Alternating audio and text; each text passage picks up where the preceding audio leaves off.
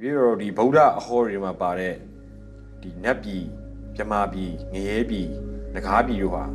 ဘာမှရှိပါသလဲဗျာဒီပြီးတော့အနည်းဆက်ဆုံး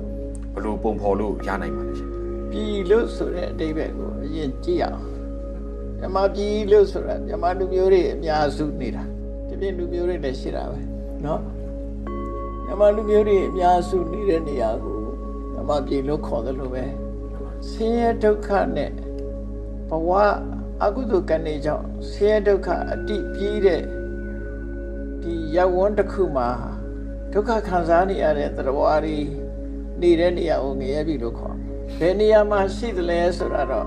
မြတ်စွာဘုရားဘယ်မှာရှိတယ်လို့တိုက်ရိုက်ပြောထားတာတော့မရှိဘူးတချို့စာကျမ်းလေးတွေအနေနဲ့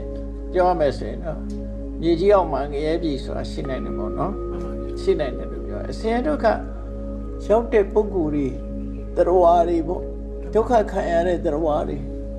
အေးမြတ်မြတ်မနေရဘဲနဲ့အမြဲတမ်းဆင်းဒုက္ခခံနေရတဲ့သတ္တဝါတွေနေတဲ့ဧရိယာကြီးတစ်ခုငရဲပြည်ကိုပြောအဲ့ဒီငရဲပြည်ကိုမြတ်စွာဘုရား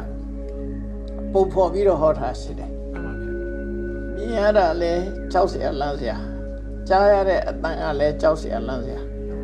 အနံ့ကြီးကလည်းမခံနိုင်တော့အောင်ဆိုတဲ့အနံ့လက်ရာကအရသာကလည်းပဲလုံးဝခံရခက်တဲ့အရာလားခန္ဓာကိုယ်လာထိတာလည်းပဲလုံးဝအထိတွေ့မကောင်းတဲ့ဟာစိတ်ထဲမှာကူးလိုက်ရရင်လည်းအကောင်းတစ်ခုမှမရှိတဲ့မျက်စိနာနာလျှာကာယလို့ဆိုတဲ့လူရဲ့ခန္ဓာကိုယ်မှာဆက်သွဲတဲ့အရာတွေဟာအားလုံးဟာကြောက်เสียလန့်เสียစိတ်မချမ်းသာကြရကြီးနဲ့ကြုံတွေ့နေရတဲ့သတ္တဝါတွေကိုငရဲခံရတဲ့သတ္တဝါလို့ခေါ်တယ်အဲ့ဒီငရဲသားသတ္တဝါတွေနေထိုင်ရာဧရိယာကြီးတစ်ခု